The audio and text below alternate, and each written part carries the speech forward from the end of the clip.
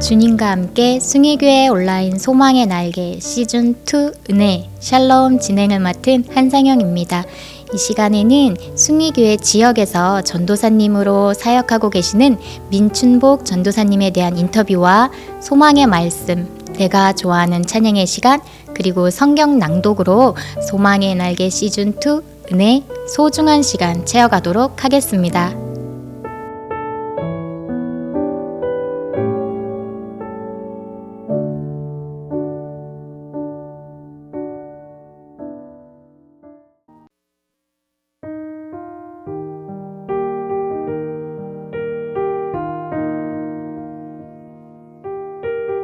이는 그리스도 예수 안에서 우리에게 자비하심으로써 그 은혜의 지극히 풍성함을 오는 여러 세대에 나타내려 하심이라. 너희는 그 은혜에 의하여 믿음으로 말미암아 구원을 받았으니 이것은 너희에게서 난 것이 아니요 하나님의 선물이라. 에베소서 2장 7절에서 8절 말씀.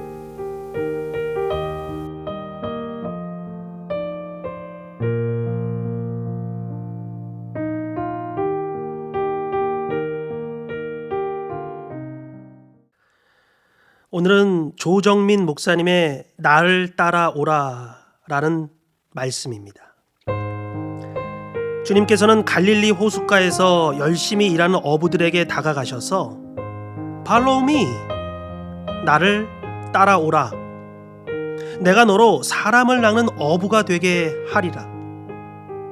우리의 모든 직업과 우리의 모든 재능과 우리의 모든 삶의 자원들을 전부 쏟아부어서 사람 낚는 일을 하겠다는 것입니다.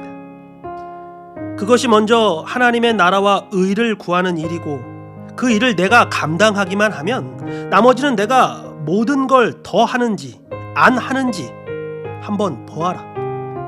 그 일 하다가 굶어 죽는지 안 굶어 죽는지 보아라. 그 이야기를 하는 것입니다. 우리가 이 시대에 기뻐하는 기쁨을 아버지의 수준으로 격상시키지 못했기 때문에 우리는 세상 차원에서 즐거움과 쾌락, 그런 기쁨에 젖어들고 말았습니다. 세상이 원하는 것과 똑같은 것을 원하는데 우리가 세상을 어떻게 하나님께로 인도할 수 있겠습니까? 우리가 어떻게 사람을 낚는 어부, 사람을 낚는 교사, 사람을 낚는 의사, 사람을 낚는 약사, 사람을 낚는 프로그래머가 될 수 있냐는 겁니다.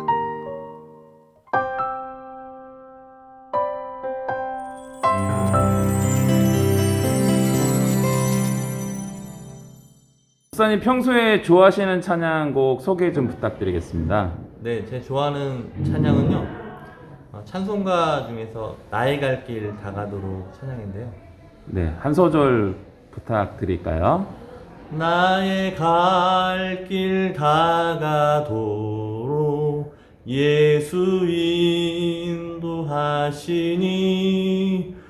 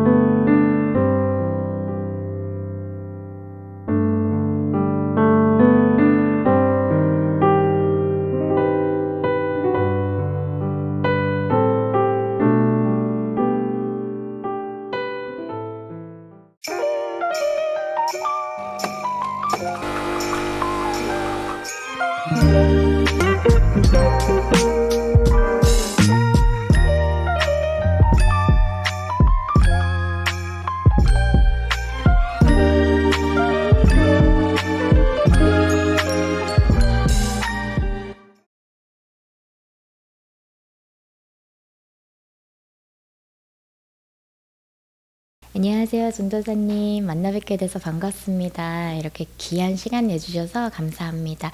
이번 시간에는 숭이인이라는 코너로 지역에서 헌신적으로 사역 활동하고 계시는 민춘복 전도사님에 대한 이야기를 숭이교회 성도님들과 나눠보는 시간을 갖도록 하겠습니다. 먼저 숭이교회 성도님들에게 소개 부탁드립니다. 할렐루야, 반갑습니다. 저는 오지역을 담당한 민춘복 전도사입니다. 네, 전도사님, 언제부터 숭이교회와 첫 인연이 되셔서 숭이교회에서 지역 전도사님으로 활동하고 계신가요? 네, 1999년도에 입사해서 지금 현재 하고 있는데 2017년도 은퇴하고 1년 쉬었다가 다시 와서 지금까지 하고 있습니다. 네, 그러면은 총 몇 년 동안 활동하고 계신 22년 거죠? 정도 됐습니다. 굉장히 오랫동안 지역 전도사님으로 헌신하고 계시는데 굉장히 많은 일들이 에피소드들이 있었을 것 같아요. 혹시 가장 기억에 남는 에피소드들이 있다면 나누고 싶은 이야기가 있다면 말씀해 주시겠어요? 네, 감독님이 계셨을 때는 저희의 모든 행사들이 참 많았어요.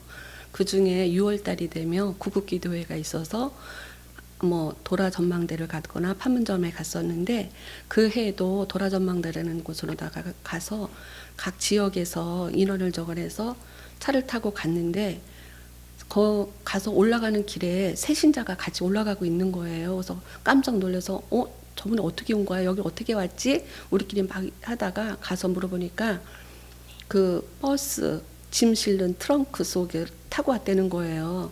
그래서 너무 놀래갖고 거기에 되게 이렇게 버스가 가면 덜커덩덜커덩 되는데 저분이 거기로 어떻게 왔을까 막 그러는데 감독님이 북한으로도 넘어갈 수 있으니까 조심해서 잘 가려 하라고 그래서 물어보니까 가고는 싶은데 이제 새신자다 보니까 아는 사람은 없고 그래서 이제 그 틈을 타서 막 거기서 그 트렁크를 타고 왔다고 하더라고요. 그분께서 참여하고 싶은 마음이 굉장히 크셨었던 것 같아요. 네. 또 다른 혹시 가장 기억에 남는 에피소드가 있다면 말씀해 주시겠어요? 네. 이번에는 신방에 가는 건데요. 예전에는 저희 교회가 속회가 참 많았잖아요. 많았는데 그러다 보니까 예배를 집에서 드리지를 못해서 전도사님들이 이렇게 개인 속회를 예배를 드리러 다닌 적이 있었어요. 예배를 드리지 못하는 사람들에게는. 근데 그날도 그 권사님하고 아드님하고 두 분이 사시는 곳에 가서 예배를 드리는데 그 아들이 대학교 2학년이었고 2학년이다 보니까 이제 군 문제가 있잖아요. 그러니까 이 아들은 그러니까 아빠가 3살 때 돌아가셨다 그러더라고요. 그래서 엄마하고 둘이 계속 살면서 엄마를 혼자 두고 갈 수가 없어서 그때는 방위 산업체인가 그런 데 가면 5년씩 근무하면은 그 군인 면제되는 거가 있었어요. 그래서 이제 그걸 추진하고 있다. 근데 엄마는 군인을 갔으면 좋겠다. 그러는 거예요. 그래서 예배를 드리면서 저도 그렇게 권면을 했어요. 지금은 엄마를 위한 것 같지만 앞으로 살아갈 자신도 생각을 해야 되지 않겠냐. 그러니까 너무 형제인데도 너무 아기 같은 거, 애기 같은 거야. 그냥 엄마하고 둘이 있다 보니까. 그래서 군인을 가라. 그랬더니 그렇게 이제 다 얘기를 하고 왔는데 전화가 왔어요. 권사님한테서. 전도사님한테 시험 당했다고. 어떻게 전도사님이 우리 가정의 사정도 모르면서 어떻게 군인 가라고 그러냐고. 그래서 다시 신방을 가서 기도를 하면서 어떤 거가 바른 것인가 우리 한번 생각해 보자. 그래서 이제 저가 했는데 공군을 지원을 해서 공군으로 가서 그 공군은 자기가 이렇게 선택할 수 있는 곳이 있다 그러더라고요. 그 시험 점수에 따라서 그래서 평택에 거주하면서 자주 엄마한테 왔다 갔다 하면서 신앙생활을 했고 또 제대를 하고 나서 저희 교회에서 그 중창단으로도 조금 봉사를 하다가 원래 그 과는 그과가 아니었었는데 다시 그 신학에 마음이 있어서 신학으로다가 편입을 해서 공부하고 지금은 목사님이 돼서 미국에서 목회하고 있는. 그래서 지금도 유튜브로 다 그 설교를 듣고 또 이렇게 왕래를 하는 거 보면 너무 기쁘고 대견스럽고 참 잘했다라는 생각이 들어요. 네. 뭐든지 기도로 준비하니까는 굉장히 좋은 방향으로 인도해 주시는 하나님을 느낄 수 있었습니다. 작년과 올해 코로나 때문에 많은 성도님들이 어려움을 갖고 계시는 분들이 많은데요. 개인적으로 크게 달라진 점이 있다면 어떤 점이 있을까요? 네, 코로나 전에는 저희들이 그냥 무작정 그냥 가정을 방문하는 신방을 많이 했잖아요. 그런데 코로나가 터지고 나니까 갈 수는 없고, 그래서 계속 전화에만 매달릴 수밖에 없고, 또 전화에 매달릴 수밖에 없다 보니까 서로 관계성이 이렇게 멀어지고, 신방을 이렇게 저 신방 좀 하시지요 하면은 좀 더 있다 할게요. 연세 드신 분들은 2차 맞고 하겠습니다. 막 이런 적이 있어서, 근데 올해에는 또 교회에서 마스크를 우리 성도님들에게 위로 차원으로 다 마스크를 해주셔서 마스크를 가지고 찾아가는 신방을 했어요. 그러니까 교회에서부터 전화를 하면 오지 마세요. 나중에 할게요. 했는데 집 앞에 가서 전화해서 뭐 권사님 여기 집 앞인데 잠깐 나오실 수 있어요? 그러면 차 안으로 나오셔서 차 안에서 기도하고 차 안에서 교제하고 그런 일들을 했고요. 또 그냥 가서 없으면 문고리에다 그냥 메모하고 걸어놓고 오고 이런 신방을 했어요. 코로나 전이나 후나 정말 우리 숭일교회 성도님들에게 신앙을 위해서 굉장히 열심히 사역하고 계신 것 같아요. 자, 그러면은 코로나 전으로 돌아간다면 꼭 해보고 싶으셨었던 일들이 있으신가요? 네, 성도님들하고의 교제가 얼마나 중요한가를 이렇게 2년 동안 겪으면서 또한 성도님들도 혼자 신앙생활을 하는 것이 아니라 속회를 통해서 여성교회를 통해서 또 하나의 그 교회라는 하나의 공동체를 통해서 신앙생활을 했었는데 그걸 하지 못해서 다시 자유로운 그 시간이 얼마나 우리에게 귀중하고 소중한가, 그것이 더 감사한 것이 아닌가. 그래서 모이는데 힘쓰고 저희들이 또 모이면 기도하는 것밖에 없잖아요. 그래서 기도하면서 신앙생활을 더 즐겁게 감사함으로, 또 연세 드신 분들이 보면 집에서 거동이 불편하시니까 나오지를 못하고 지금은 마음은 원인데 못 나오는 상황이 많다 보니까 그렇게 되기 전에 우리들이 더 열심히 이거를 하면서 또 하는 생각나는 게 있는데요. 지금 80이 넘은 권사님이 그런 말씀을 하시더라고요. 자기가 후회되는 일이 있대요. 그래서 권사님 뭐가 이렇게 후회가 되세요? 그랬더니 젊었을 때 교회에서 뭐 하라고 그러면 핑계를 댔대요. 나는 집이 멀어서, 나는 자녀가 좀 아픈 자녀가 있었는데 아픈 자녀가 있어서 나는 봉사할 시간이 없다. 그랬는데 나이를 먹고 보니까 내가 왜 그렇게 했는가. 지금 그게 후회가 되고 회개한다. 그래서 젊은 성도들을 보면 그거를 얘기를 해주고 싶은데 그 말을 듣겠느냐, 그런 말씀을 하시더라고요. 전도사님, 우리 숭일교회 성도님들에게 하시고 싶으신 말씀이 있다면 한마디 부탁드립니다.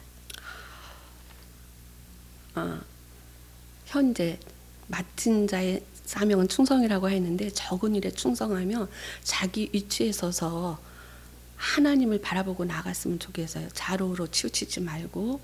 그래서 우리가 하나님을 믿고 또한 우리 형제들, 성도들끼리 서로 사랑하면서 사랑의 공동체를 아름답게 이루어가는 삶을 신앙생활을 했으면 좋겠습니다. 네, 귀한 말씀 감사합니다.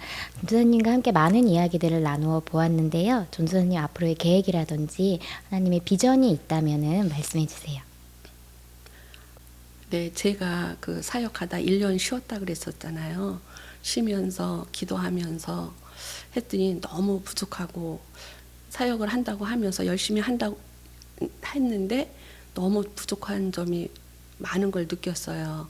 그리고 그 적은 일을 했을 때 이렇게 했었으면 하는 점이 있었는데 맡은 자의 사명은 충성인 것 같이 큰 일이 아닌 적은 일에, 누가 보든 안 보든 적은 일이 어떤 일이든지 간에 최선을 다하는 것을 기뻐하시는구나.